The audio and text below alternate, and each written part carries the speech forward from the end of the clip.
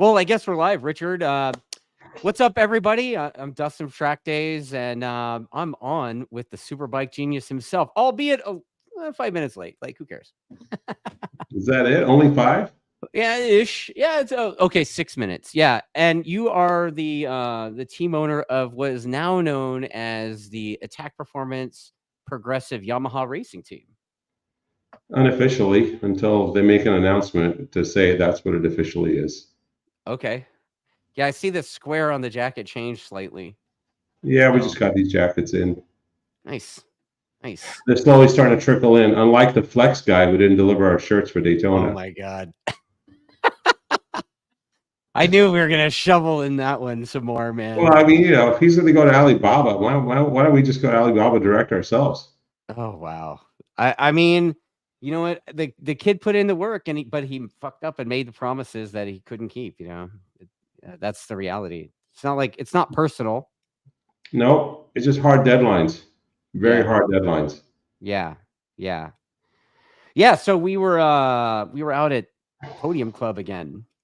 Man, the weather was perfect. I mean, dude, right? You asked for any better weather than that? I felt sorry for Altus. Those guys came out and it was really bad weather. They brought their Oklahoma weather with them. Something, and then even Aussie Dave and his gang was out there, and it was windy and rainy off and on. We still took advantage of it because we rode with half wet conditions on. Right. You try to make the best of everything. It's not like we're going to have perfect conditions every racetrack we go to. So, but this last time, man, we were really fortunate. We had really good conditions, and Jake rode a lot. I want to say he did over 100 laps over the course of the couple of days, right? Yeah, his motivation seems really high right now.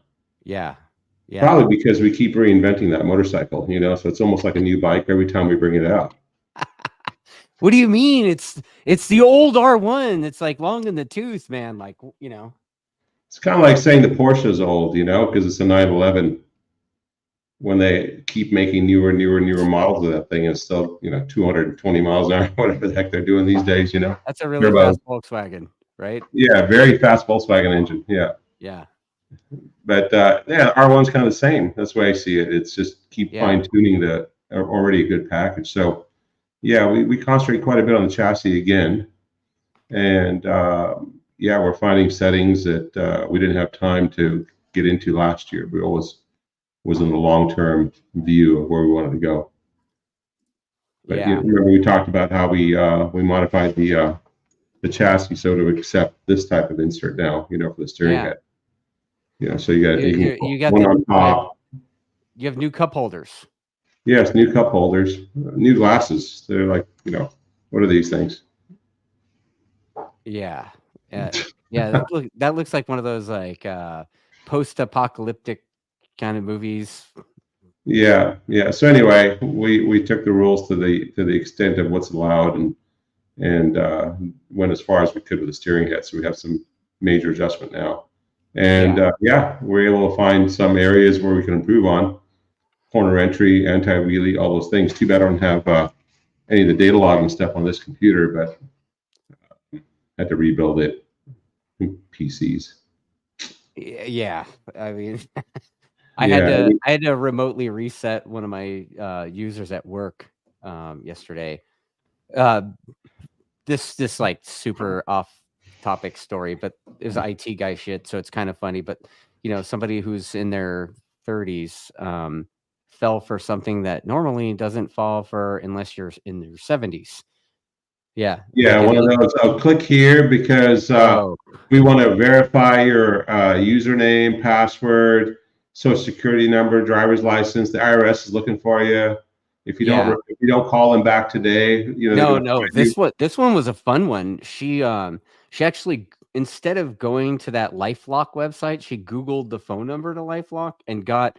Through SEO, she got some phone number which she thought was LifeLock, and they presented themselves as that. And next thing you know, she starts asking questions when they have control of her computer, and they're like, "Yeah, we accidentally deposited, let's just say 60 grand in your account, and you need to go ahead and wire us 40 grand back." And she's like, "Wait a minute." I was like, you realize you're not in your 70s, right? Like, anyway, so that was my day yesterday. It's fun time. Usually it's something that says, hey, you need to reset your Amazon password because it's been compromised or something like that. Right. We had a little hacking to our PayPal, which I thought was a little weird. Yeah. It was trying to deposit money into some weird account that was one of those like debit card type things.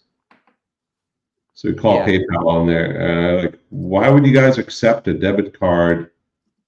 And PayPal is kind of a little bit sketchy. They're like, well, we accept those because some people don't have real accounts. I go, you do business with people who don't have real accounts. Yeah. So anyway, they reversed it and fixed it all.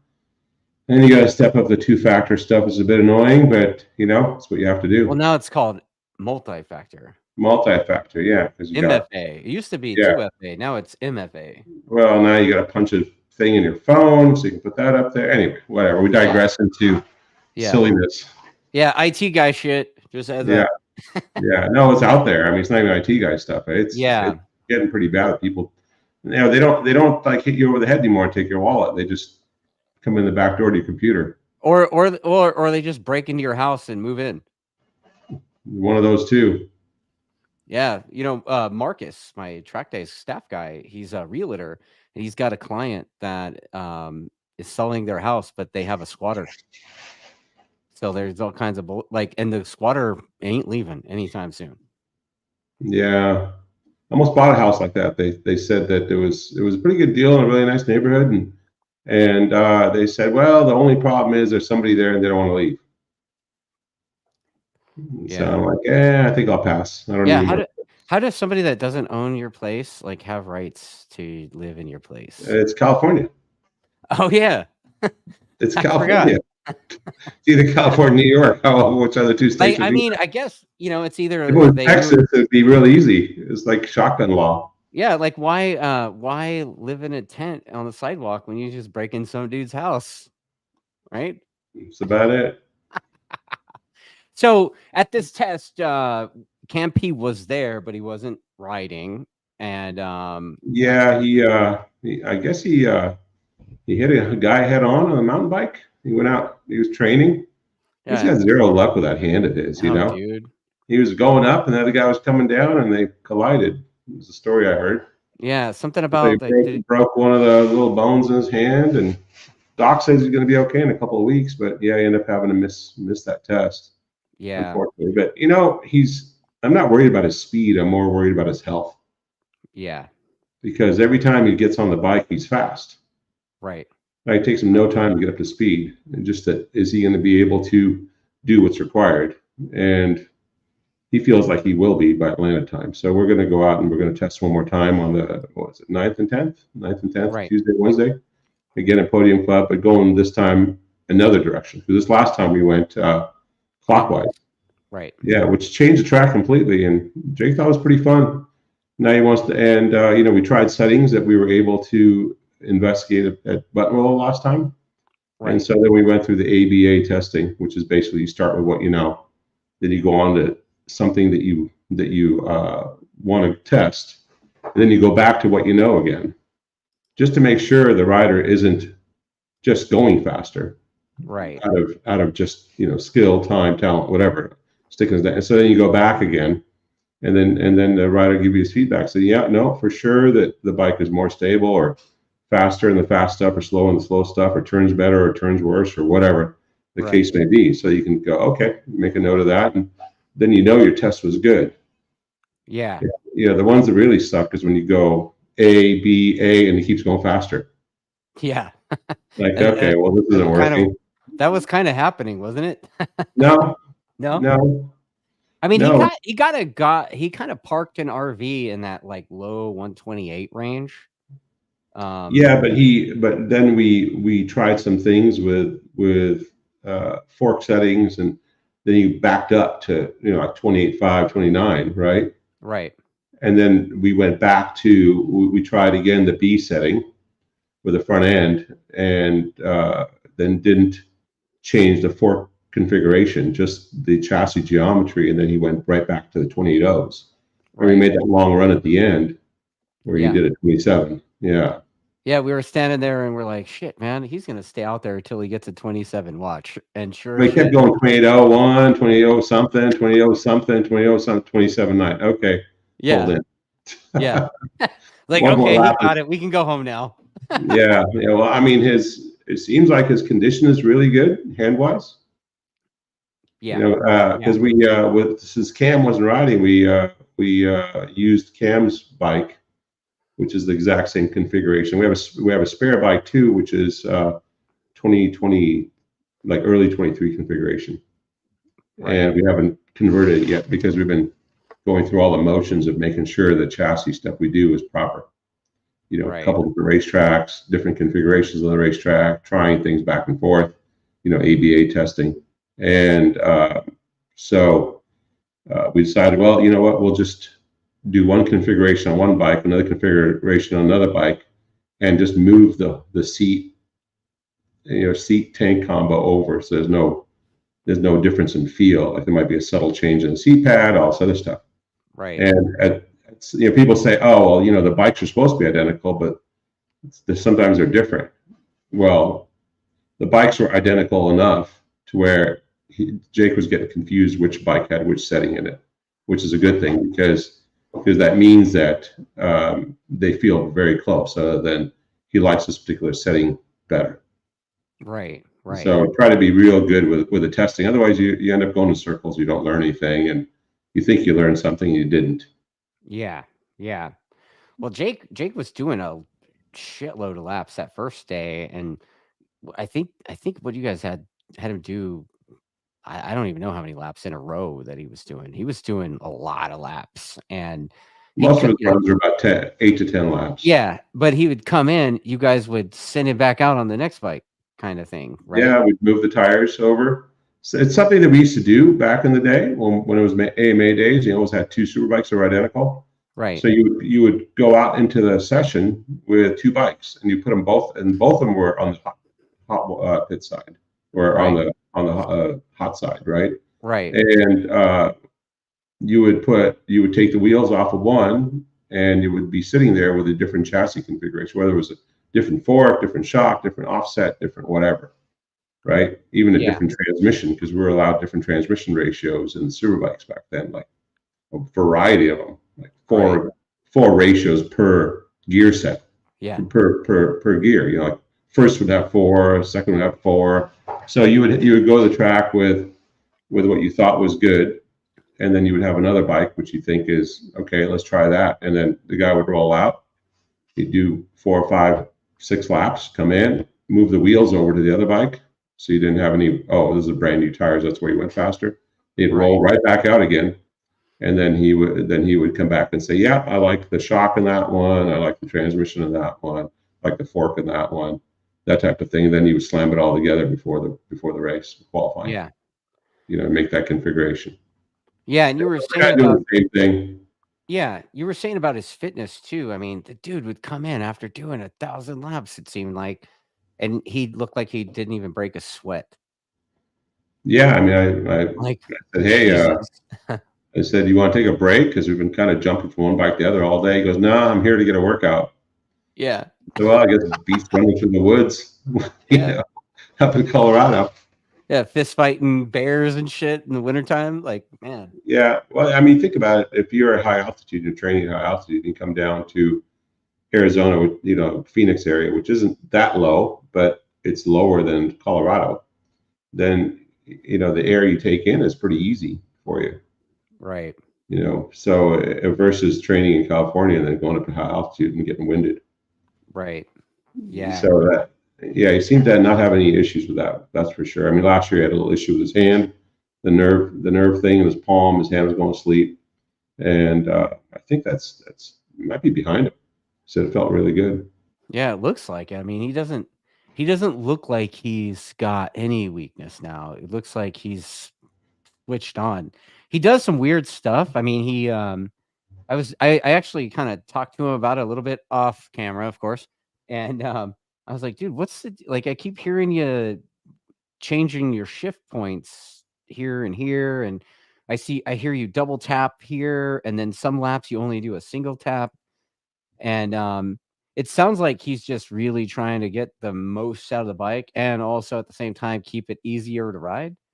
And yeah, so there's a little bit of old school mixed in with new school. okay. So old school is always, hey, if you keep the RPMs a little lower coming off the corner, it might be a little bit less wind up at the engine, a little easier to ride, less wheelie. But we control all that with electronics now. So Yeah, that's something that him and John have to constantly remind them that, hey, you don't have to short shift it. It's better off if you keep trying to accelerate the bike, and we'll have Marshall control the torque delivery. yeah, But also in some areas, like for instance, change direction S's, like what they have at Podium Club, and yeah, that one section there, we have a number of S's you're going through. yeah, Sometimes it's better to roll through there, especially if you have a heavyweight crank motorcycle. Roll through there with a little lower RPM. They can change direction quite a bit easier. But with that said, if your bike changes direction real fast, you have to have front end geometry to be able to control it. So you might run more trail for slow corners that the bike flops over real fast. So those are all things that we play around with, and especially with stuff like this, where you're changing steering head offset and angle. So you can change the wheelbase of the bike and the fork angle to get the trail dimension you want, along with the dynamics like the spring rate and all those things, and damping and the fork to get the geometry you want to give the guy the ability to use that front tire to its maximum. So we work quite a bit on the front tire, actually. Trying to get the most out of the front, turning, braking, the whole deal. So you spent a lot of time working on the chassis. Am I mistaken thinking that you guys tried a few different tires too to see how they reacted to the changes? Yeah. So Podium Club's kind of one of those high grip tracks like we've been experiencing. Road America, Laguna Seca, I guess Mid Ohio is going to be all new repavement. Barber was kind of that way, but it's kind of lost its abrasiveness over the last couple of years. I think they repaved it in 2019, which was a shocker to most people because they had to use really hard tires, and just some people didn't figure it out. JD was riding our bike at the time, and it was really screwing with his head.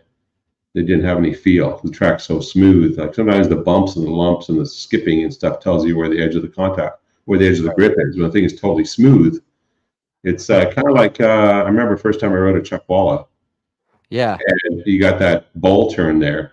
Yeah. You go and you're riding over crappy pavement, all of a sudden getting this bowl turn, and it's all silent.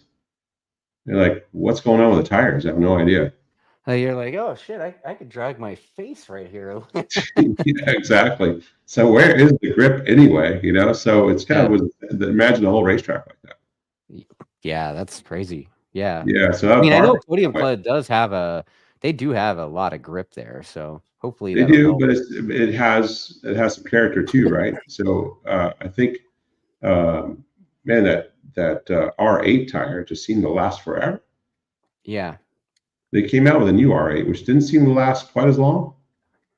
So I don't know if that was the plan or what, but it's supposed to be a little more grip. But Jake said it was okay. He did his fastest laps on it, but I think we could have done just as fast a lap on the older R8. Right. But it did seem to wear a little bit differently. I guess it's a new compound. That R8 was what they call a 585, I think. And so they have a newer compound, like an endurance compound, but it ticks softer than the R8, so I imagine it's going to wear a little bit faster. Yeah, I think it's sort of like a 7.5. Yeah, 7.5 or 7.5. Yeah, the 7 seems to be a bit of a waste of time in that track. Really? Okay. Yeah, I mean it has the same grip, but it wears really fast. And then we did a R5 with higher pressure, like what some people have recommended, and that seemed to be okay. Except it fell off on grip after a number of laps. It went fast. Like they all go pretty fast, all the tires. Yeah. But it depends on how consistently they go from start to finish. So that's why it's important you have a rider that can do more than a couple laps. Well, that lap was I think he was lapping in the 28.5s on that one, and then didn't take very long for him to kind of fade off into low 29 range on that one, right? Yeah. Well, we tried an R0 front. Oh. Okay. Which is the softest compound. So again, trying to see what our chassis setup does to the tire. Yeah. On a high grip track, like, can we get away with a super soft front tire and use the braking? And so that was kind of a mixed bag of good and bad. You know, the tire, I think, didn't have enough strength to hold up what we were trying to push it against. Right. You know, like, it didn't have enough pushback on the force we were trying to put to it. You know, it was a little too mushy. Yeah. Where that R7 seemed to hold up really, really well. Walking around taking pictures, you know, I did kind of take a close-up picture of the swing arm on the bike that didn't have the graphics on it and stuff. Is that like that looked like the latest gen? It looked a little. That's a new swing arm. Yeah, but we're not testing swing arms as of yet. Oh, okay. We're still working on components, like we have a new linkage. Oh, okay. So I love it when you bring show and tell stuff. Well, I mean, you talk about it, but it's much nicer just to see it. Depends on which side you want to rock it on. But you know, this is where the shock mounts here. Yeah. This is where the pull rod goes up to the swing arm. Which way you want to see it? This way or that way? Doesn't matter. Ways. It looks cool either direction. Yeah, so you see it. It's just billet and stuff. Just a hunk o metal. Big hunk of metal. Yeah, it's also heavy, so you can keep the weight of the bike up to where it needs to be. All that carbon bodywork is pretty light. Yeah. So yeah, so we have to definitely make sure we're overweight. So I really hope that Motor America eventually goes to the weight rules that I think next year that World Superbike is doing. Oh, you mean the Bautista rule? The Batista rule, yeah. But I think Batista figured it out. It looks like he did, man. It looks like he did. Did you watch the World Superbike? Dude, what's my name? You watched everything. And MotoGP. I do a fucking show called Weekend Hangover, man. So I got to do that. Okay. I have a weekday hangover right now by doing the show. Well, you know. But yeah. Every hour I miss here is an hour I'm not making good parts or making the bikes better. I'm giving you a break. It's like a smoke. I think there's an earthquake here. I gotta go. Nice. So, you know, watching World Superbike, I mean, I don't know what the fuck's going on with Johnny Ray, man. I heard first race was a clutch. I don't know. He didn't score any points until what happened in the Super Bowl race? Did I watch Super Bowl race? Did you watch Super Bowl race? I don't remember. Yeah, I did. Honestly, I don't remember seeing Johnny Ray much on TV, man. You know? Yeah. He had a piss poor time in qualifying, and then I think he scored points in race 2, but he did finish 8th. Yeah, he's like kind of way back there. Yeah. He's having a hard time figuring it out, man, or I don't know. Yeah, I'm not sure what's going on there, honestly. I don't know if he's just mind screwed himself from Phillip Island. He had no feel of Phillip Island. He had a bunch of rear chatters, what I heard, and just getting into I mean, I've seen this before with riders, and whenever you get in that situation, man, it's really tough to get out of. Yeah. Where they just the negative downward spiral, like nothing can be right, and then they lose their way. In other words, they forget what a good feeling motorcycle is supposed to be like, and they're always searching for it, and so they keep screwing themselves mentally instead of riding around what they might have. I don't know. They may have some serious issues, but Locatelli is going fairly decent. He didn't go that great at that race. No, he didn't. Yeah, but Gardner went okay, right? Gardner was going okay. He went fifth, I think. Yeah. Race 2. Yeah, but I mean, they're not consistently at the front anymore, and you know, it's got me scratching my head. I'm like, fuck, it's not gonna. Well, Top Rack everybody, special, right? Yeah. You know, I mean, he rode the wheels off that thing. He made up for some of the, the horsepower deficit for sure. Right. And then he was able to get the most. I mean, I think in a way, maybe having Top Rack didn't get the chassis where it needed to be because he can override everything. Right. Give him something, he's going to ride it to it. Doesn't matter what it's like. I'm talking out of turn because I don't really know the dynamics of what's going on. But from the outside looking in, it sure seems that he could ride around a bunch of issues. And then when you get to get to a normal rider, let's say, then maybe they can't ride around those issues. Right. Ducati struggled too, though, with that race. Lowe's wasn't exactly Mr. Phillip Island. No, but that's kind of like the Lowe's thing. Yeah, like Phillip Island go great. Usually he crashed himself out though, or the other Lowe's too. The other Lowe's, I was like, holy shit, he fell down. Oh, it's just like Moto 2.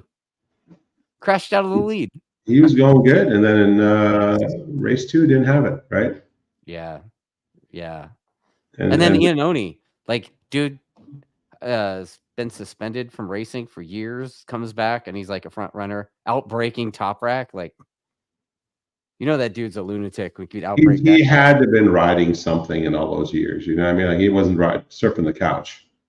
Yeah, he just wasn't racing. I don't know, but or he was.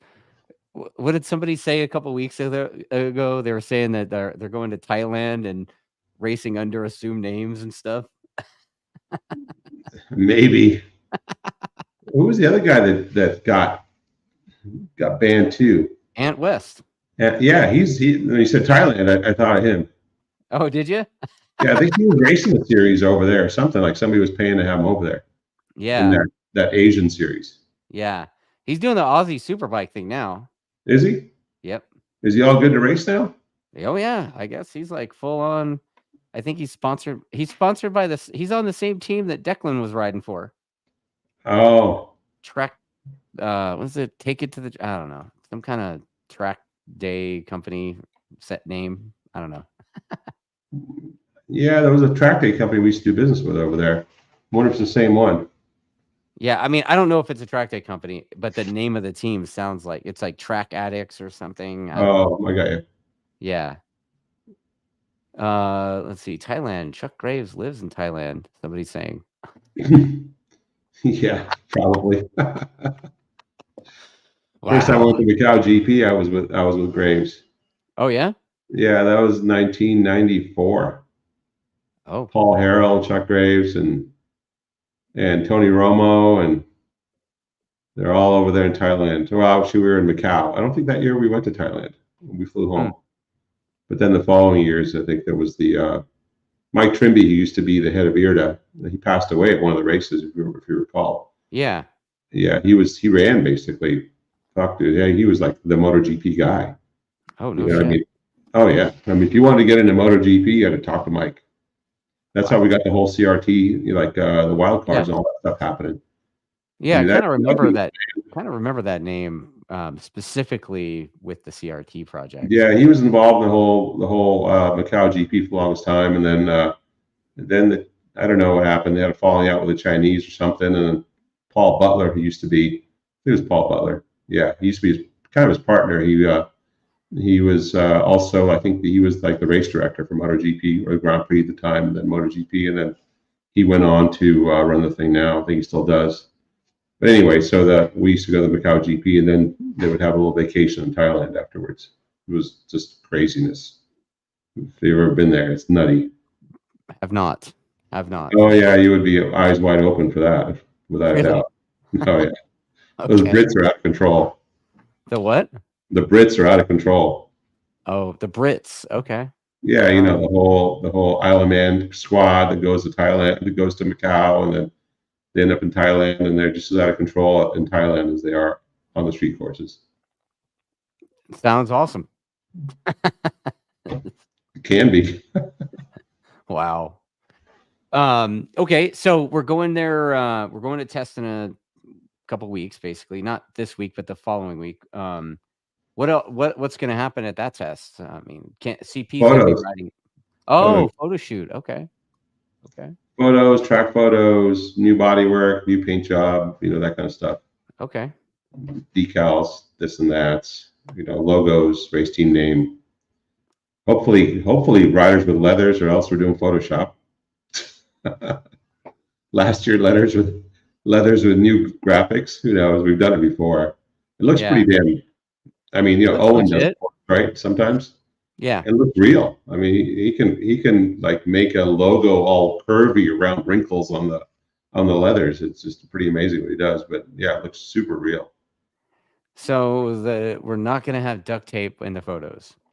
Got it. I hope not. I don't know. Everything's always seems like everything gets later and later every year. Yeah, that's a fact. And it's always getting stuff right before. I mean, like the leather guys know exactly when the first race is, and it always seems like the stuff's getting air freighted to the race. That makes me so nervous. Yeah, well, you know, I mean, I don't just like flex shirts. Like somehow I knew that was gonna go there. Are we gonna use the show to shit on dude the whole season? Why not? That's what we do always anyway. Wow. Okay.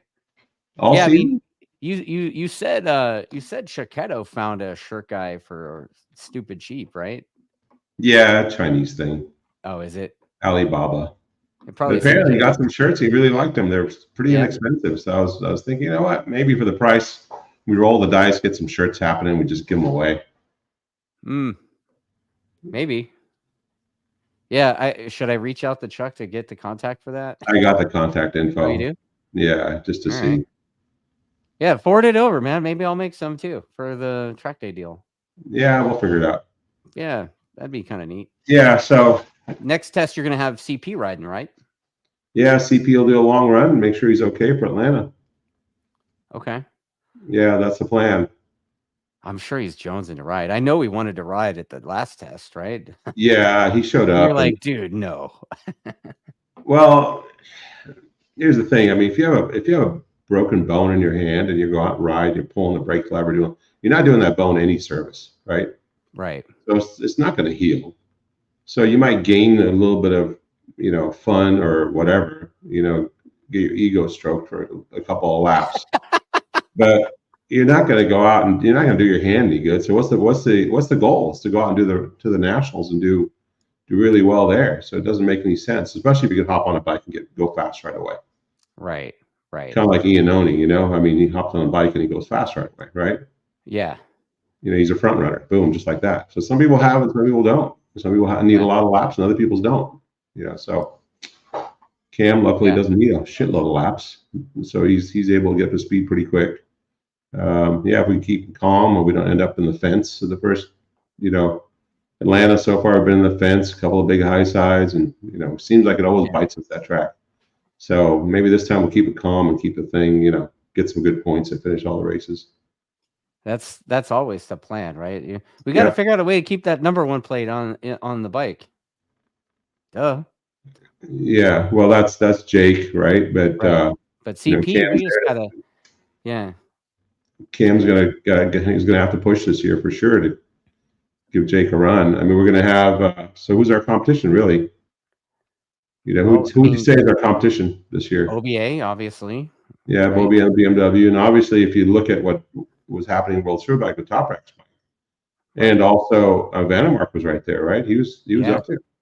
Yeah, finally won a race. SDK might be hasn't been seen in Superbike yet, but he might be quick too, right?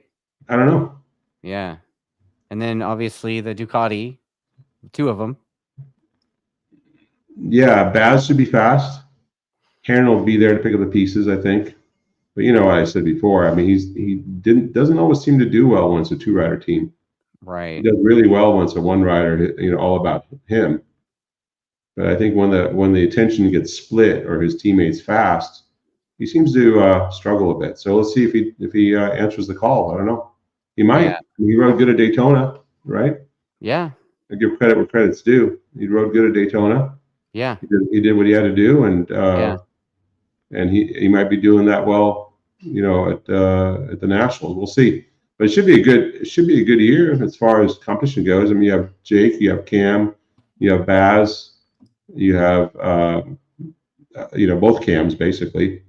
Right. And never count JD out because he's a wild card. He may not test well. He never has tested well, but seems to always find his way in the race to be up near the front or at the front or even winning in weird conditions. Yeah, weird conditions. It's like JD he's got that, I get bike control or feel in the shit. I don't know, all that dirt tracking paying off when it was. Well, the 2 Superbike wins he's had was on our bike, right? Yeah, yeah. In 19, he won at VIR, which was a pretty slippery racetrack, and it was the same kind of conditions where it was a drying track. And that time we were on slicks, and he beat Garrett. You know, they both basically ran away, him and Garrett. Dude, Heron's watching and commented. He says he'll be at the front just like he was last year. He'll prove you wrong about not being good with a teammate. Oh, good. Wow. It just, I mean, I just look at history, but yeah, that'd be good. I'd like to see more competition up there. Yeah, yeah. I mean, you know, when he was with Hayes, it was a bit of a struggle, right? And then when he was with our guy in 20, it was a bit of a struggle. And I don't know. I mean, I think he had a good dynamic with at Yoshimura with Tony Elias, but then the whole team kind of struggled. It's kind of weird. Right. Yeah. You know, so it'd be interesting to see how he does with Baz. They seem to get along well, but from the outside looking in at Daytona. Right. Baz is doing the fuel. So yeah, I'd say good on him. I hope he comes out and plays. Yeah, yeah. Let's party. Yeah. Right? Should be good. I got some questions before the show. Let's go. Matt Knutson. Yeah. I know you give me shit for pronouncing it that way, but I'm pretty sure that's how you say it. Hey, whatever turns you on. Sounds like Knutson to me. He's asking you about chassis development, and he says he believes that you said the rule book was opened up to allow the team to work on the chassis bracing, and part of their current development has been around these new rules. So does each rider get a separate frame design and a swing arm design to fit their liking, stiffness, or softer frame settings? Or is it a matter of getting one chassis and the team works around the settings to split? The honest answer, our riders aren't that sophisticated. Okay. I mean, let's be real. If, you know, we're not MotoGP, we're not going to be building yes, I mean, in MotoGP, I do believe the team has the same chassis team-wide. Right. But maybe the one rider gets along with it a little better than the other guy for some reason, which is unknown. And then they get a new chassis and like, oh, wow, this thing's way better. But honestly, I don't think in the Moto America level, the guys can distinguish between one frame and the other. It's more like the suspension, the shocks, and the geometry, like these kinds of things, you know. But chassis stiffness and swing arm stiffness, I mean, either you have a problem with a bike or you don't. Okay. You know, I think if you have a good swing arm, both guys are going to be able to ride it. So you don't have a, you know, specific stiffness for Jake's chassis, and then we did test. We have been testing like over the years. Obviously, we've been doing this now since 2018. You know, actually a little before that, 17, but really our own bike since 2018. And so we've had, you know, 4 or 5 generations of swing arms that we've done. I'd say 5 generations now. And so there are different stiffnesses, and you learn. Again, you do the ABA test where you try one, then the other, and then back again. And you go, yeah, this thing does exactly what I thought it would repetitively. So then you're able to write that down as a fact, you know, not as a guess or something. So you can do all the work on the computer and twist it and bend it and do all those things, or have a good idea, a vision of how you want it to go, and then you go apply it. And sometimes you go, I don't really feel any difference. You know, that's what they might say. I don't really feel it. It looks pretty close. So they change a bunch of settings in the chassis. And what we've done recently is we've taken a look at how much torque we're applying to the bike. We can quantify, like with a guy like Jake, he's so consistent. You can quantify the changes you made by how much power you're able to apply. You follow what I'm saying? Yeah. Yeah. So you look at the data and you do it back to back, even on the data. So, you know, you have the rider gives us comments. You know, you think about it a little bit and you try to back it up with the data to see, okay, look, he said it was better, but is it better? Or is it just that run, you found a better line, or the tire was a little bit better, or was feeling a little better, or the sun was coming down, the track was a little better. It's all those things make a difference, right? So, right. You know, you're able to back it up, quantify it in the data. So that's where we'll try to do that as well. We'll go, yep, for sure we made an improvement. because we can apply more power to the bike, or we can apply more brake pressure, or whatever the case may be. So there's a couple of comments that were based on that are coming from some of the goofy videos that I did last week. You're full of goofy videos. Yeah, the measuring grips and what grip swelling. I think that was. Yeah. We had the temperature and the grip pressure sensor. Yeah. Oh crap sensor. The pucker factor sensor. The pucker factor, the squeeze sensor. So we have all those. I think I was telling you I was gonna go get a meat thermometer and be like, okay, Richard, you gotta have Jake plug this in. You can put a strain gauge on the seat pad and see how hard the guys are gripping it. Man, so funny. It's just, you can't take this shit too serious, right? I don't take any of it serious. I've been doing this too long. Yeah. So how's the relationship with the team and the Podium Club been? Oh, really good. I mean, they might as well be our official test track at this point. And we're going to put their logo on our bike. Really? Yeah. No shit. Okay. Yeah, because they've been supporting us as far as the testing goes. And we try to attract some more people to the track, as far as test guys go. And who knows, maybe we can talk Yamaha into using it more often. So, and, let's see how track grows. It's really, it's a good facility. Facility wise, it need work. If you want to say the word facility, I probably picked the wrong word. It's a really good racetrack. Yes. And there's no facilities. Let's be clear. There's which is Brainerd is like no facility and no racetrack. Track is crap, and so is the facility. Wow. Then it's good racing, right? Yeah. I mean, it's probably one of the bumpiest, worst paved racetracks we race on. I think it is the worst. Really? And the facilities are awful. So all around this track, they built a really good racetrack. They just haven't put up the rest of it yet.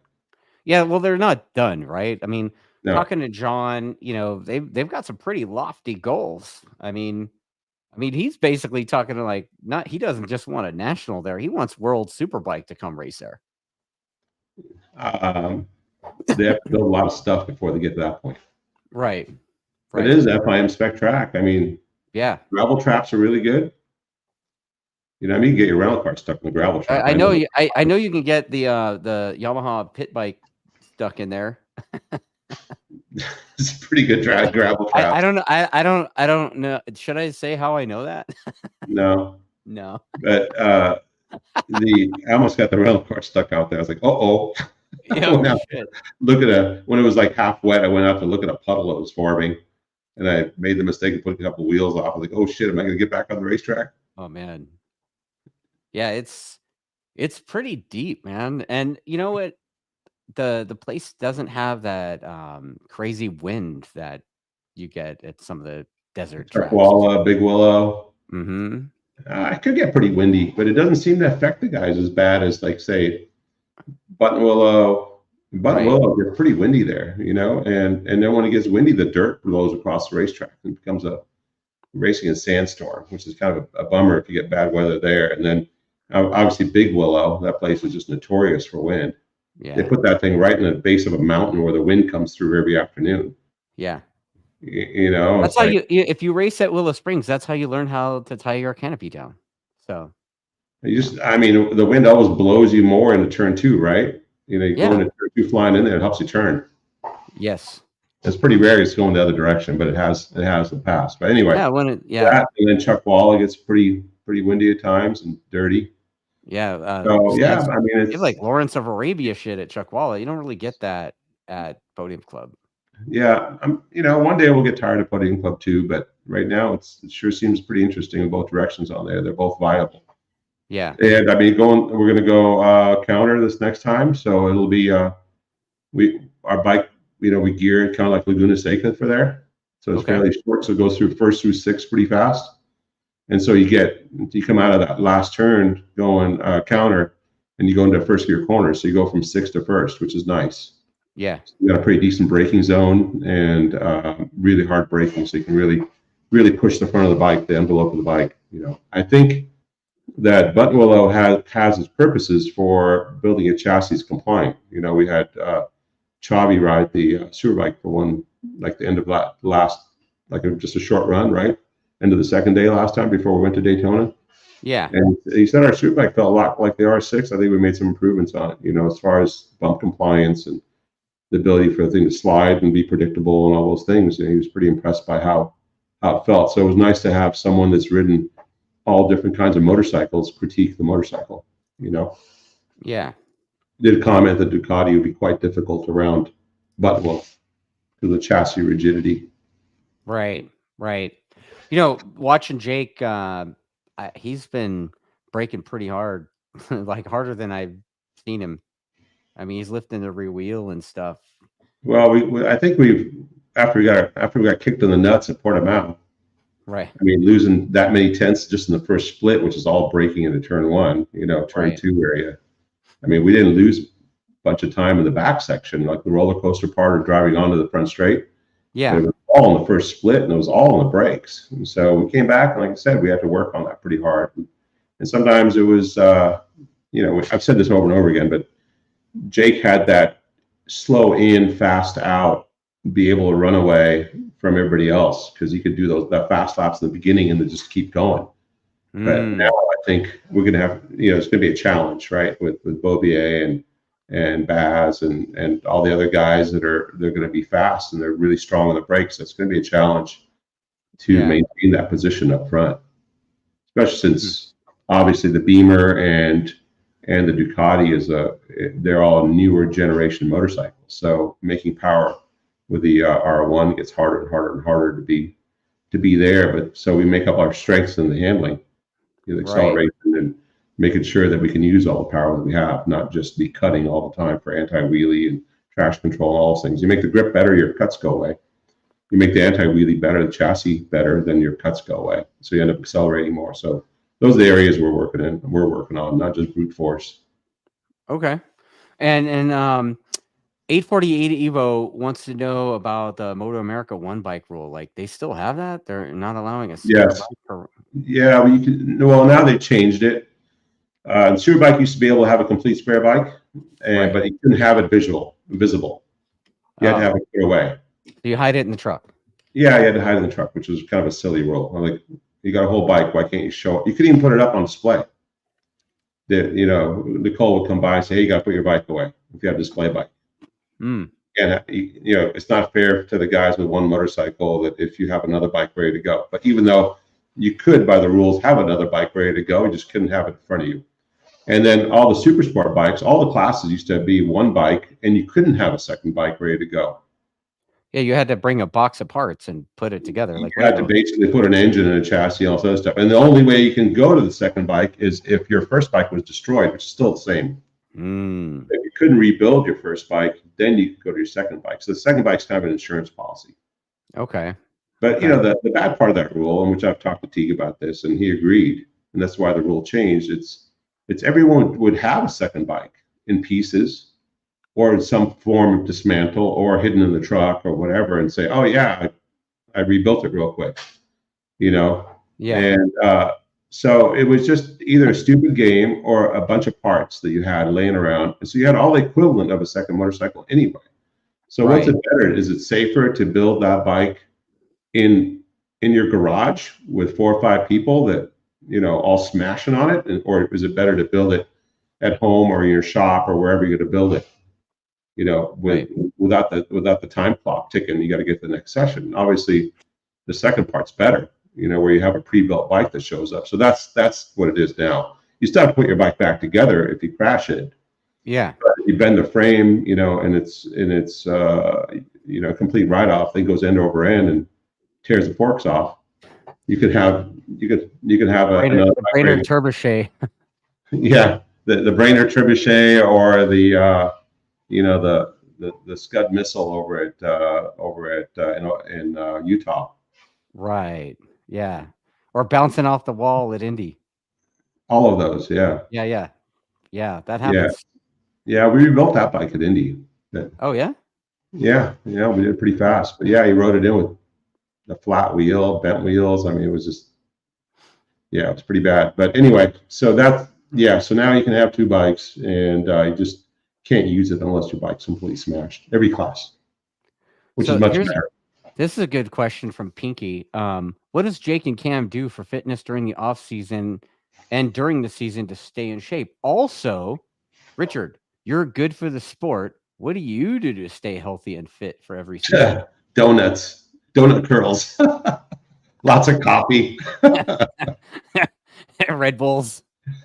I juggle kids. Oh, well, yeah, chase them too, right? Yeah. They all want to fly like an airplane. So I do kid curls and lots of coffee. All right. Well, there you have it. Yeah. So Jake and Cam, they basically do like surgery curls. Seems like every winter they're getting some kind of surgery done. Yeah, that's true. The wrist, the palm, the this, the that, the arm pump. I mean, it seems like we haven't gone a winter yet with those guys that they're not getting something done. Yeah. Well, I mean, that's what happens, right? They're athletes in that sport. So that's what happens. 848 Evo says, for a lack of better wording, is there a short bed-in period when swapping in new wheels? Bed-in period? I don't know what that means. No. Change the wheels, go right to the brakes, just like the wheels were you just removed. I guess for the brakes, bed-in for the brakes. Yes. The only thing that moves on the wheels is ball bearings, and they may drag for a few minutes until the grease gets hot. I mean, no. I think he's more talking about the brakes, not. Oh, the brakes, the rotors, brake rotors. Yeah. Yeah, with our rotors, we use the braking rotors, so the Z04 Brembo pads, and literally half a lap, they're good to go. Yeah. The out lap, you squeeze them a few times, boom, they're ready. It doesn't require much at all, and they don't have to be cooled down and all that silliness. They pretty much go out, grab them a few times, and you're rock and roll. Okay. And then let's see. Proto says, are we getting a new R1 in 2029? 2029? I don't know. They may get a new team manager in 2029. Right. Yeah, that's true. Knutson says, when could you put that track on the calendar? For obviously too hot in the summer. What's that? Which track is Podium that? Club. Podium Club. When can we put them on the calendar? Like, in other words, what time of year? Like, dude, right now, dude. Like, either be a great first race or last race. Right. I don't think they do a last race in Arizona, especially there at Casa Grande. I mean, they have hotels there, but it seems like that's the only bummer about that track is Casa Grande is kind of expensive. Dude, Casa Grande is kind of a shit town too. It's like it's got stuff, but it reminds me of Jonesboro, Arkansas, or something, or Bakersfield. I mean, it is like a typical one street town where there's all the stuff's on the one road, and then everything else is there's a few houses on either side of that road. Right. That didn't Vegas start that way? Yeah.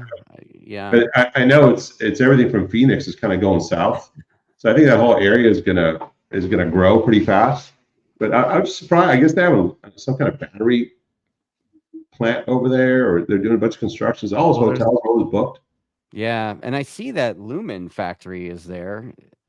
Well, I mean, it's there, and there's a bunch of unsold Lumens sitting there out front. But yeah, that part of it's not. I'm like, wow, why is a hotel that much money?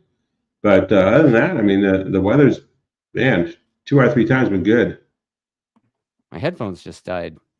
Oh, that's all right. Good times. Well, anyway, yeah. So, let's see. Abandoned mall. What? It's the abandoned mall. Strip malls equals shit town. Strip malls. Yeah. The abandoned strip malls make it a shit town. There's quite a few abandoned strip malls in that area. Yeah, you must be focused on the bad stuff because I'm not focused on the bad stuff. I mean, dude, it's like a one-horse town, like I said, like Bakersfield or Jonesboro, Arkansas. No, Bakersfield's bigger. Well, what Bakersfield used to be. Yeah, right? pretty much like that. But Yeah. I have a feeling that area is going to grow. I mean, yeah, Casa Grande was like a place you stop for diesel when you're driving through, you know. Right. But it's Yeah. what it is. The truck stop. Yeah, the track's cool. Yeah, and then we've been sampling the local cuisine out there, and I guess based on our last experience, you wouldn't recommend that one spot that we went to last time? The Mexican place, Mm-hmm. unless you don't want to sleep. Well, if you're fine with not sleeping, if you're narcoleptic and you want to stay up all night, eat that food. wow. You will definitely stay up all night. And then you require more coffee the next day. Wow, man. Kanye Rowan says concerning brakes, do you make your own rotors, or which brand? It depends on the rider. Dude, I think he said braking rotors, right? Braking. We use braking rotors. Rotors. And Z04 Brembo pads, right? Yeah, Sunstar Braking is what we use. It's the same company now. Oh. Yeah, Sunstar Braking. We use Sunstar sprockets and braking rotors. Yeah. Okay. And the Z04 is the Brembo. It's a compound Z04. They used to have a Z07. I don't think anybody ever used it anymore. I think it's been the Z04s have kind of been the standard pad forever. Right. You know, we have something that good. I mean, when it comes to brakes, like, you never mess around with brake pads. No. Because the last thing you want to hear from the rider is, oh, my lever's moving. Oh, my brakes faded. Oh, my lever pumped up. Oh, you know, all this stuff. You just want to put a pad in there and you want to forget about the brakes. Right. Yeah. You know, until they're like done and they put another set of pads in there. Right. They're expensive, but you know, it's like another insurance policy. Yeah. You know, so you're like, oh, I get the SBSs for free or whatever. It's like, okay. Yeah. I mean, I did a bunch of stuff with Ferroto. I mean, I think you used to run Ferroto stuff back in the day, didn't you? Yeah. I mean, we just never ever had the same. Yeah, we can get brake pads from anyone pretty much for free. Right. But we always get the Z04s and we pay for them like anybody else does because they work. They just work. Yeah. There's a few other questions coming in, but Pinky says, since we're talking about tracks, isn't there like the Honda track somewhere in California? How come that one's not used for testing? You're talking about the one in California City, the Honda test track? Yeah, I think the Honda, didn't they sell it or something, or try to sell it? I don't think so. They have like a 5-mile oval. Right. And they have like sections of 405. They that's like a secret test track where they do, I think they have a supercross or a motocross track out there. They have a road race course, a small one and a big one. I mean, it's just I've been there a couple times for a magazine article, and it's like top secret. They have a big gate. You can see it from satellite. Yeah, we were trying to break 200 there with a motorcycle around the big oval. Oh, no shit. Okay. Yeah, that was way back in the days of Cycle World, I think, or Sport Rider. Okay. Yeah, we had a nitrous FZR 1000 or something, R1 type thing. Yeah, and some people are like, dude, Honda owns that track. They're not, probably Honda's not super keen to help Yamaha's race team. No, it's that track is really for development, as far as I know. Right. And like I said, they have bumpy sections which mimic a freeway, and then they have like different stoplights and this and that. It's just they put data on cars and motorcycles and drive around that place, collect data. Right. I don't know if they're still happening, but I was there maybe 20 years ago. It's pretty big, awesome facility. Yeah. I don't think it's open to the public in any kind of way. No. And what do you think of, seems like Honda's making a big push to come back racing. I don't know if they're doing well, I think they're going to have Hayden Gillum do Superbike Cup stuff, but seems like Honda is throwing down the gauntlet with the money. I really hope so. You know, because I really don't want Superbike to go away. They always try to kill Superbike. I mean, Motor America's trying it again, I think. You know, they did it. The DMG did it, and it was a complete effing disaster. I was going to use stronger words. But it was a complete disaster. They tried to make Daytona Sport Bike the premier class, and they turned Superbike into super stock, and the fans just switched off. I know it was recession time. They said, oh, it was a recession, this and that. You talk to some guys that ran the deal back then, they still cried recession. You know, they cried George Bush did it, you know. George Bush ruined motorcycle racing. Right. You know, like Obama used to cry, George Bush did this, George Bush did that. No, DMG ruined motorcycle racing, road racing. And it's taken this long for it to come back. I really hope that Motor America doesn't go down the same path, because that would be idiotic. Yeah. You know, so I was talking about match up with World Superbike. What's that? I said it should just match up with World Superbike. Well, I talked to Ben, I was talking to Ben Spees, who would support their team with some of our components, the Ray Hall team. And I was talking to him, and I said, what are you guys going to do? He goes, we're going to go Superbike racing, probably start next year. Oh, wow. That'd be awesome, because then there'd be another 2 probably Superbikes. And I go, by then, you get the field is getting pretty stacked. Yeah. It's getting back to the way it was like AMA days, which would be really good. Like if you get top 5 in Superbike, that's really doing something. Yeah. So I think the Superbike thing could.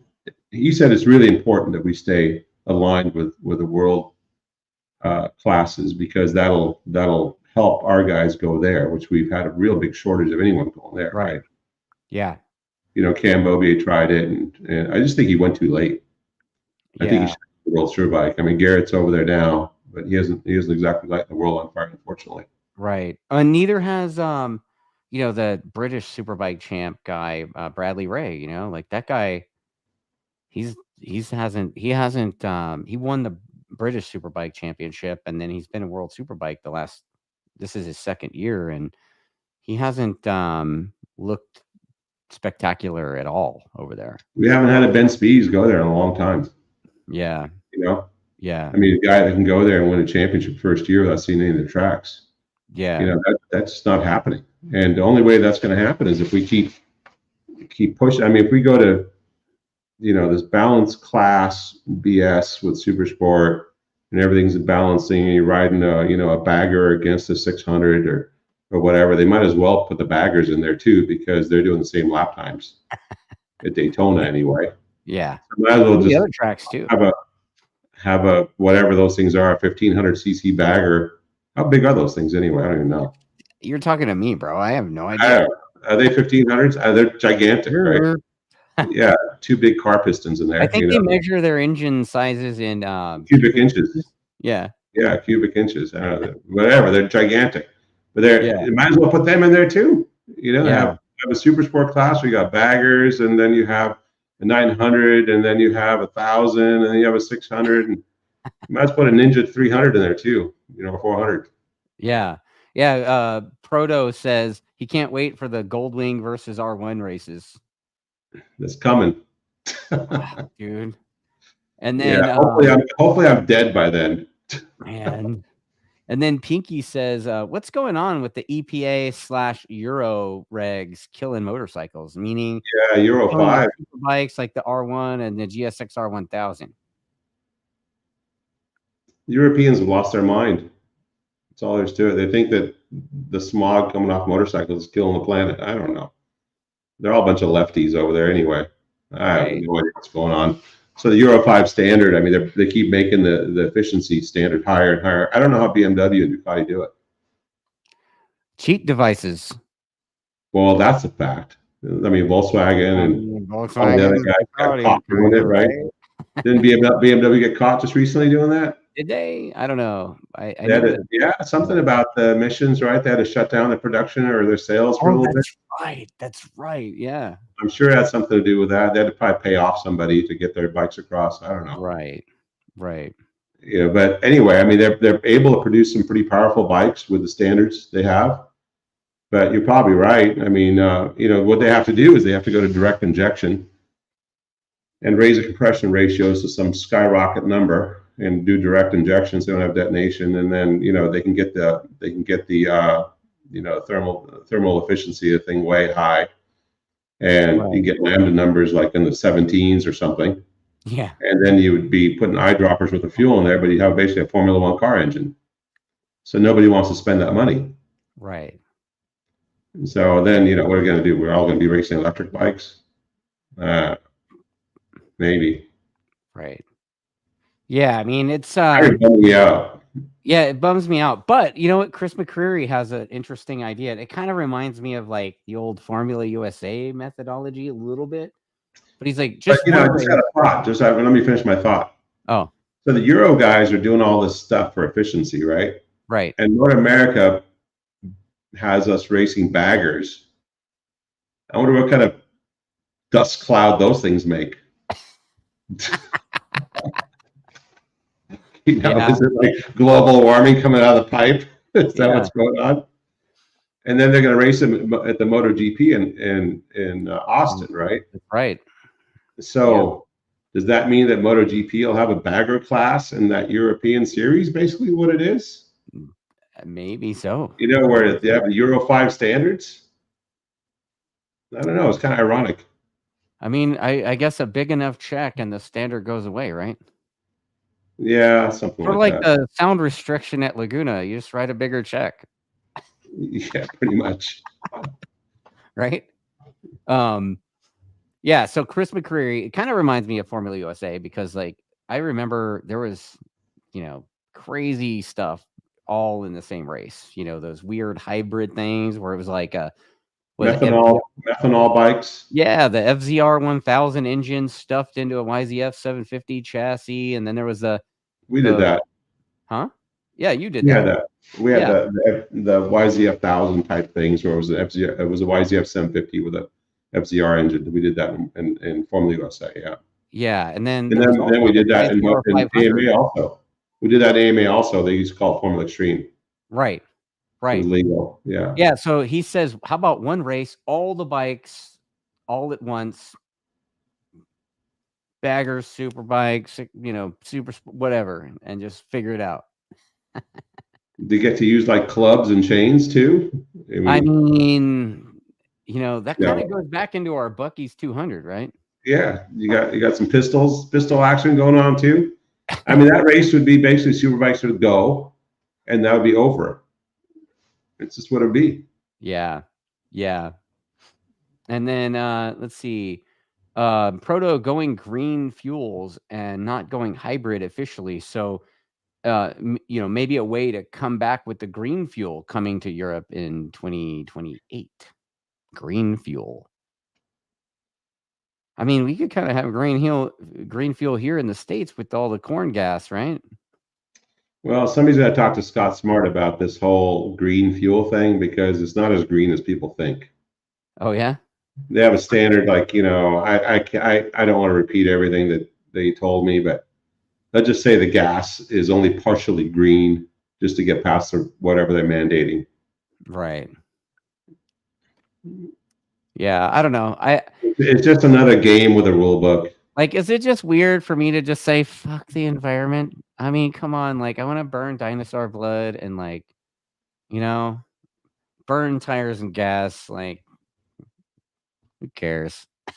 That's a much deeper conversation about how long are we planned to exist on this planet and the solar system and the universe as a whole, and everything's constantly in motion and moving and everything's dying and starting.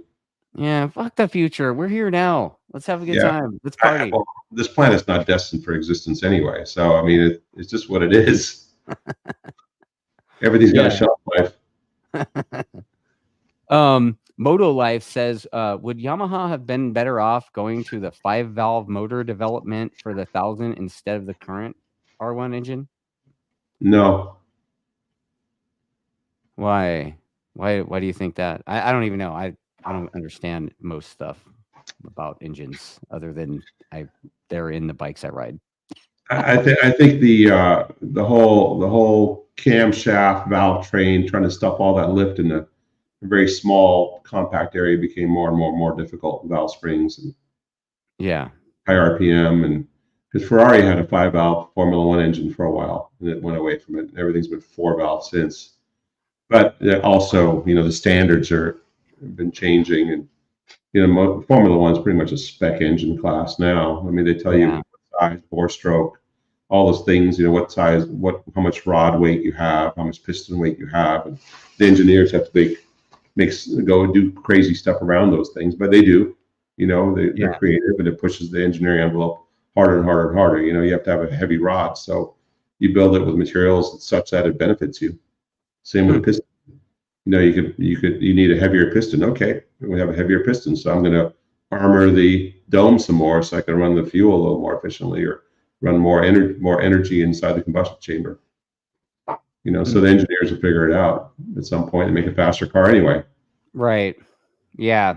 On the motorcycle side, I think that the development isn't there because we're kind of stuck with this. Like for instance, in MotoGP, they have a fuel pressure regulation, so there isn't enough pressure there with the current regulation to go direct injection, right? Oh, okay. Okay. Yeah, you couldn't spray straight into the combustion chamber unless you had a bunch more pressure. So I have to go back and look at the latest rule book, but I'm pretty sure it still exists. Yeah. Yeah. Yeah. So I guess hybrid bikes, you know, Pinky's saying that hybrid bikes like the Prius. I'm a fan of hybrid stuff. Well, there's full on plug-in. You know what's that? It's that's efficient, isn't it? Well, yeah. I mean, like, again, going back to the F1 as being the top notch of motorsports, everything's hybrid there. I mean, they forced it into them, but I mean, the engineers took that and, you know, they have a generator on the turbo, and they have basically a motor on the crankshaft, which is also a generator, and they have a battery. They charge and discharge quickly, and they've made the most out of that package. Very small engine, gets really good mileage. Right. You know, the thing rocks as far as speed goes. Yeah. And you know, so is it the fastest in a quarter mile? No, but it gets around the racetrack really fast. Yeah. And they keep doing it faster, you know? Yeah. So I'm a fan of that technology if you can bring it to bikes. I don't know if you have enough space or the weight would be so high, you know? Yeah, battery technology is still so heavy, right? Yeah, they haven't got there yet. I don't know if they ever will. Yeah. Proto's asking if you heard about the Ducati MotoGP tire pressure device. No one has them but Ducati. Maybe. I don't know what it does. Yeah. I saw something interesting once with that 2 valve stems. They were circulating the way they were, you know, circulating the air in the tire during warm up. So there's some interesting concepts going on there. But yeah, if you give the engineers enough time, they'll come up with all kinds of crazy crap. As long as it's not in the rule book, they'll come up with it. Yeah. Yeah. I don't know what their device is, but I know that the front tire pressure is a big deal as far as the temperature going up and down. And I know that it is even for us that the front tire pressure, because the volume is so small on the front tire, it changes pressure pretty easily, the temperature. Yeah. And so it, you know, because the cell doesn't grow as quick as, let's say, as the rear tire, so it doesn't change volume very quickly. So when the temperature goes up, you can change the stiffness of the tire. So it's definitely something that we have to pay attention to, you know, starting pressures and all that. I think a lot of people don't pay enough attention to that stuff. Yeah. You know, they wonder why the tires fall off. They set their tire pressure first thing in the morning and then don't look at it until the next track day. That's what I do. In my Porsche. Me too. I set it once a month. Yeah, Gagne is saying that Ducati tire pressure device allows the racer to alter the tire pressure after 60% of the race is completed. That's interesting.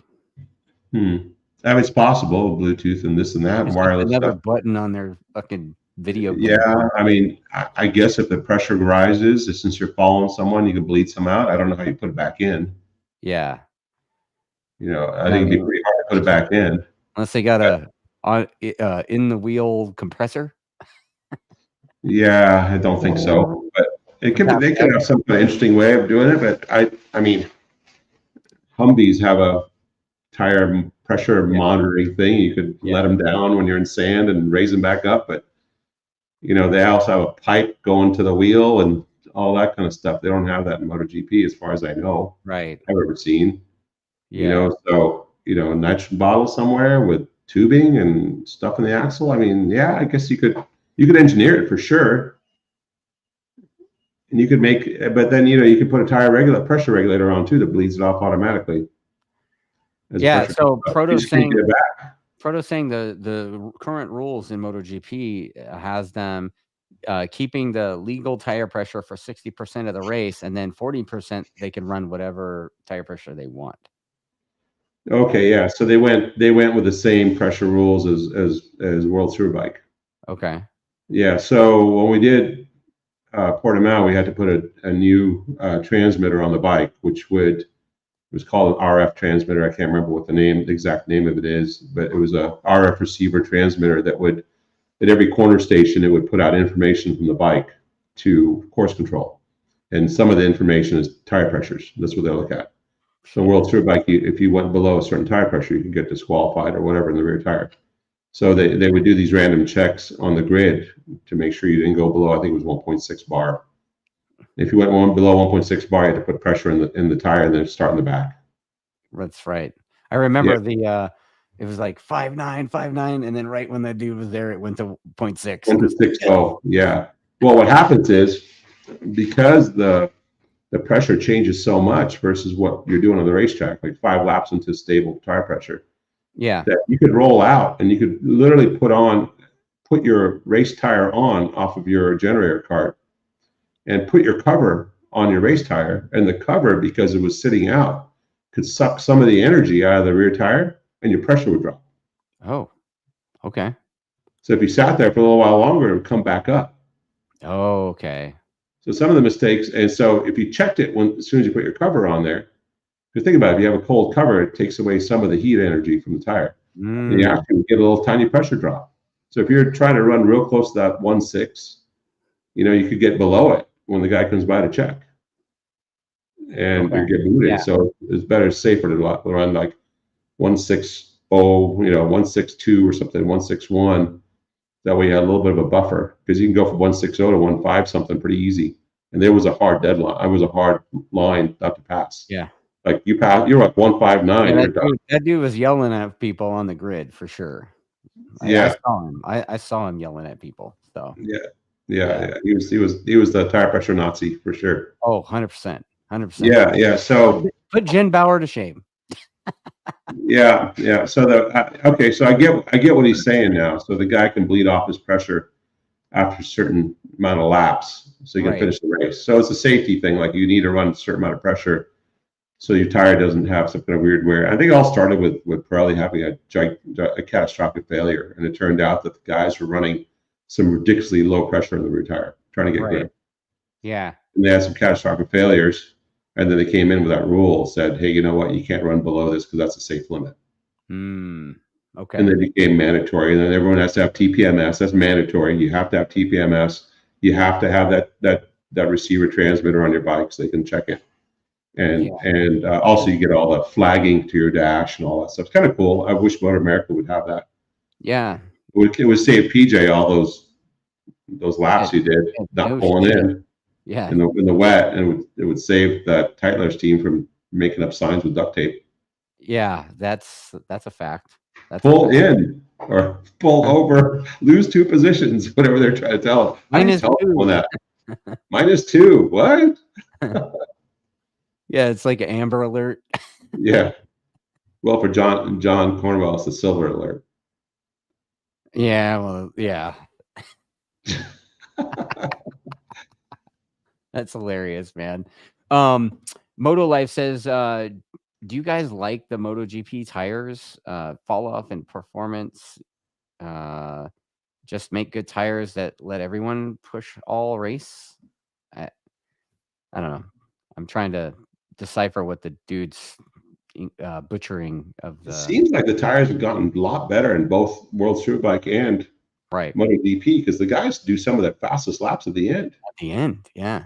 The end. And I mean, when we ran a Podium Club, even that R8 and R7 combo, you could do the same lap times for. We were changing tires just to change them. Honestly, it's like, hey, you did race distance and a half on these tires. Maybe a good idea to change them. Yeah. We looked at that one tire. We were joking that it looked like a brand new Takeoff. It even still had the dots. We're like, what the fuck, dude? That was the old R8. The new one doesn't last like that. Yeah. I don't know. They need to sell more tires to guys at Chuckwalla and Podium Club in those areas, with because the tire lasted too long. It does last a long time. The old one does. It reminds me of 20 some years ago when Dennis Smith would have these tires that there's some tire. There'd be a select few tires that could go a ton of laps at Willow, and then everything else went about 5 laps before it destroyed. Well, that R7 front, I think Jake put I got to say 35 or 40 laps on the front tire. I think a 35 laps, something like that. Yeah. Well over race distance. And we finally gave it to Greg with Capit and said, here you go. You can have that tire. It looks like new. He's still riding on it. He still has it on his bike. Probably does. He said at Podium Club, those tires were like 90% grip, you know? Yeah. The one we took off. And then he went to Buttonwillow and he said they were only 30% grip. That happens. And I said, you dummy, you're supposed to take the hard tires off when you go to Buttonwillow. Put on the soft ones. Right. Yeah. And then Proto, this is the last question. Proto says,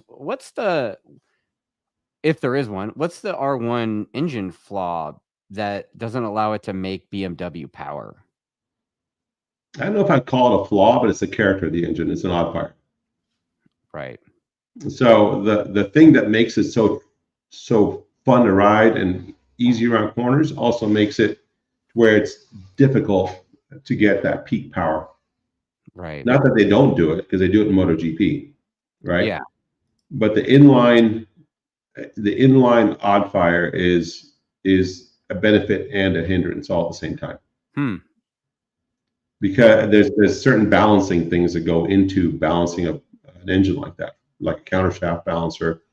Because I mean, you have to get into some of the technical part of how an engine balances, but to keep an inline 100, especially the 180 degree crank, I say even fire instead of inline, but an even fire engine versus an odd fire engine, especially an inline one, the way the crank swings around, you get this rocking sensation with the R1 that you need to have a counterbalance, which it has to stop it from doing that. Whereas the 180 degree cranks, you have the centers go up and the sides go up, so they kind of counter each other. You don't have to have a counterbalancer necessarily, unless you have a really bad vibrating engine. You would put one in there to stop some of the hand numbness and the grips, Yeah. But if you have a well-designed 180 degree crank, then it's not going to vibrate. Whereas the R1 engine doesn't vibrate, but it has tendency to rock side to side, so you have to have a counterbalancer. It's all that stuff. All that's the counterbalancer. It pulls away some energy from the crankshaft. It just costs energy to spin it. You can get good power out of it. Obviously, we have, but it's easier to make power with an even fire engine. Okay. Yeah, and then there's a Ducati, which is like a 90 degree V odd fire. Oh. But because it's a 90 degree V, so the balancing problem is there. And they've used basically technology that's newer than when they designed the R1. So it's been around for longer. It's got bigger valves. The bore stroke ratio is basically the same as a MotoGP bike, so it can rev higher. It's got a really high rev ceiling, and so it doesn't make the power like an R1 does, like a tractor coming off the corner, but it does have a lot of RPM. So with that RPM, you can get some good top speed out of it. Okay. So then it's almost like the super sport thing, right? With the balancing stuff. You got one bike that's 1,000 cc, you got another bike that's 600. Well, you got to use the 600 bike where it's strong. Tracks where you go around corners. Daytona isn't one of those tracks.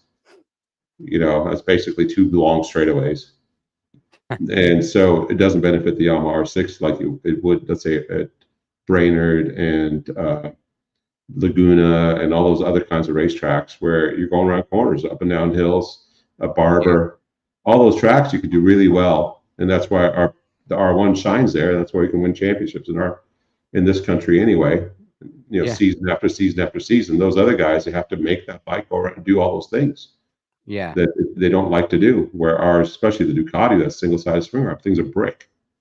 Right. So you get to a track like Brainerd, forget it. Or New Jersey, and they are repaving New Jersey, so those guys should have a little better luck there. But New Jersey's been the Yamaha track forever. We finished 1, 2, 3 there all the time. So every bike's got pluses and minuses. Yeah. Well, you know what, Richard? Thank you for your time tonight, man. It's been fun, and I guess testing soon. Yeah. And what time? Atlanta. So is that like another hour I can't get back in my life? Oh, shut up. Yeah, I'm sure you've got some kind of work to do, probably at home now, right? We're going straight home. Yeah. Right on. And then up early and more of the same. Of course. That's what happens when you're trying to keep winning. Yeah, I mean, it's definitely a challenge every year, and I enjoy it. Makes me work harder and, you know, think harder. So it should be fun. Yeah, looking forward to it, man. Yeah. All right, dude. Well, I guess I'll see you at Podium Club. We'll be there. All Cool, right, man. All right, see ya.